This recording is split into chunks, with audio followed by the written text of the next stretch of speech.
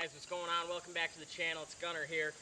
Today I want to talk a little bit about mock scrapes and the versatility and the reasons that I'm using them on virtually all of my bow setups. Now, mock scrapes are a real powerful tool in pulling deer closer, within shot range. That's the main idea behind putting up these mock scrapes, is pulling those deer. If you're in about a half-acre food plot like I am here, and I'm sitting on this side and I've got a good buck about 70-80 yards on the other half, how do I get him to close that distance so I can get him in range and ultimately kill him? So that's the main reason that I personally am using mock scrapes, but at the same time, they're a really good intel gathering source. You can pull a lot of deer into a concentrated area using these mock scrapes. I get an idea and I get a feel for maybe my herd numbers, my balance, my doe to buck ratio, and then the quality of the deer that are in my area. What deer I'm looking to target, and potentially some of their habits and consistencies when it comes to their movement habits. Now, the way that I set up most of my mock scrapes is going to be planting a tree.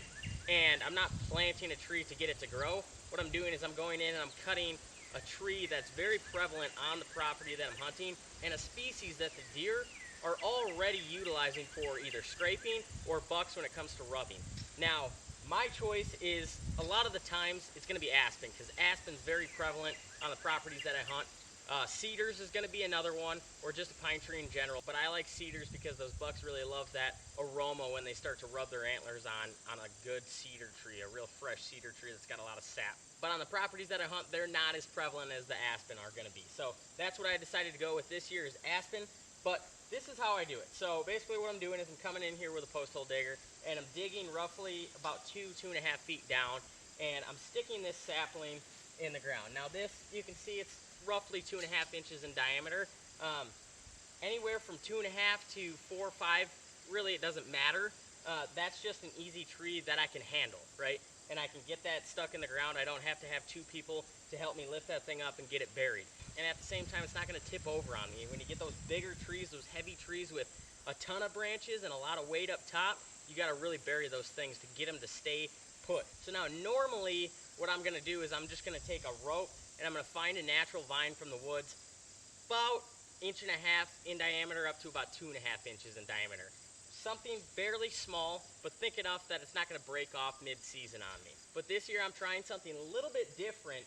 I actually found about 4 of these. They're a code blue cotton rope. And basically the only reason I got them is because they were cheap. They were like $2-3 a hit. But I just wanted to test out some different things. You know, I've had good luck with the natural vines. Those are always gonna be my go-to. Natural branches work great as well. That's what deer naturally scrape on. Any overhanging limbs, they're gonna naturally scrape on that. So as natural as you can get it, the better. But like I said, I'm just trying out something new with these cotton ropes here. Basically, I just zip tied it to this branch here.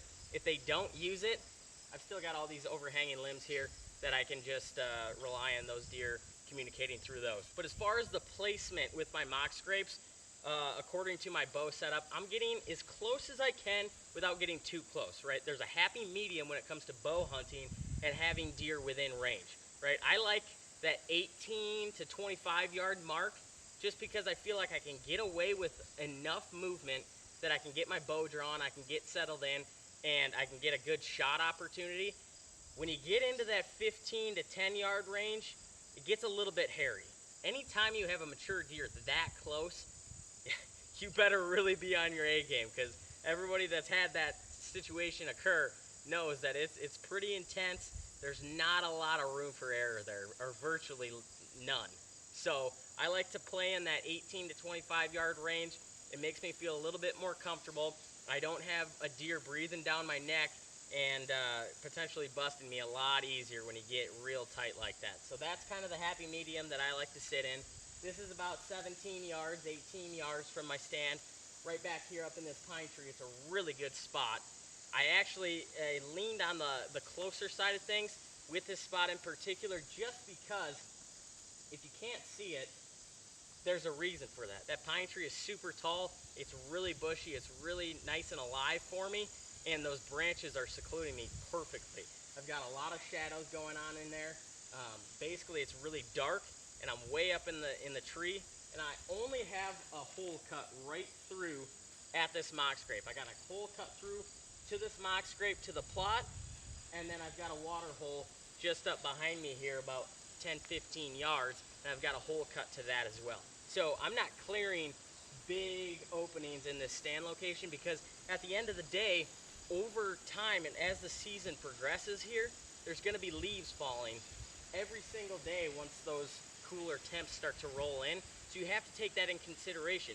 When you're going in and trimming your stands for maybe early season hunting, take into consideration that a lot of that foliage is going to fall off. So you want to have some cover towards the end of the year as well. So be a little bit conscious about clearing too much early season, because towards the end of the season, you're going to be relying on a lot of that surrounding foliage when things start to die and leaves start to fall and it opens up in the canopy of the woods there. So take that into account when you're trimming your lanes, but that's what I'm doing. I'm taking just a little swath through here right directly on this mock scrape, and then at the same time right on that water hole. But like I said, I'm testing out this new Code Blue rope. I've never used it before. We'll see how it works. I'm a little bit skeptical just because it is blue, but at the same time, blue is one of those colorways that deer can actually see. So maybe it's more of an attention grabber. I don't like to use a lot of stuff like that. I've seen guys that'll throw out blue jugs for a deer to come out and look at, so they're focused on that versus them in the tree stand. I don't know if I like that. Here in Wisconsin, when deer are already just high strung and very cautious, I feel like there's a high chance that you could potentially spook those deer versus taking their attention off you and then onto that unnatural object. So I'm a little bit skeptical about that color.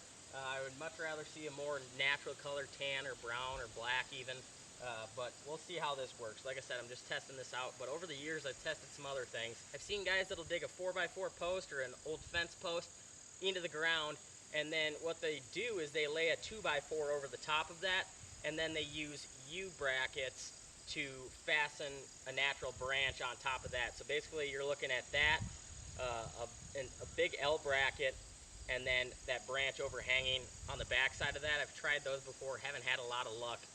At the same time, I've tried tying a rope from tree to tree 8, 9, 10 feet up in the air, and then just dangling a vine in the middle of a good trail. I've tried that as well, haven't had great luck with that either.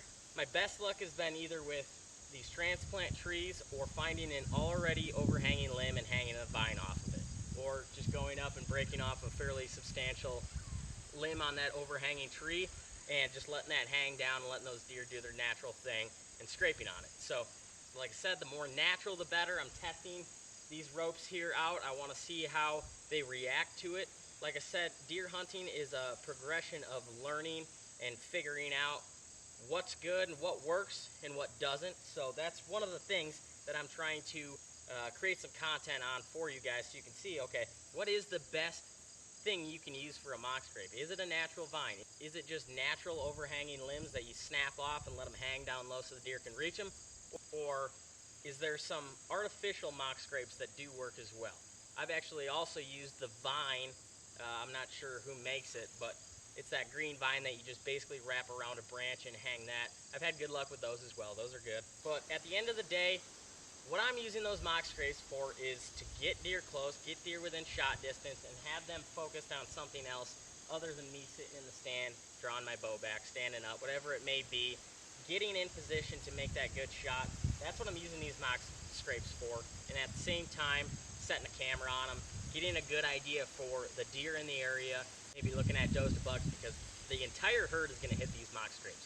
Anywhere from fawns to does to bucks, the whole age class of all of these deer are going to be communicating with these mock scrapes. So that's one of the really cool things, is once you get these things set up and rolling and these deer are hitting them, they're constantly leaving the scent. So you don't have to go out there and leave a straight gripper on these things or anything, because you have natural deer activity leaving the scent for you. So these things are getting used all season long, and they're constantly attracting deer because there's always fresh scent from the deer in the area. So like I said, I've got one of these on virtually every single bow setup that I have, just because when you're dealing with a bow versus a gun, you got a lot more limited shot opportunities. You have 30 yards versus 200 yards with a rifle. So getting those deer within that 30-yard range is one of the hardest things you could possibly do. But adding that mock scrape, adding things like a water hole as well, can close that distance and put the odds in your favor for killing that big buck this fall.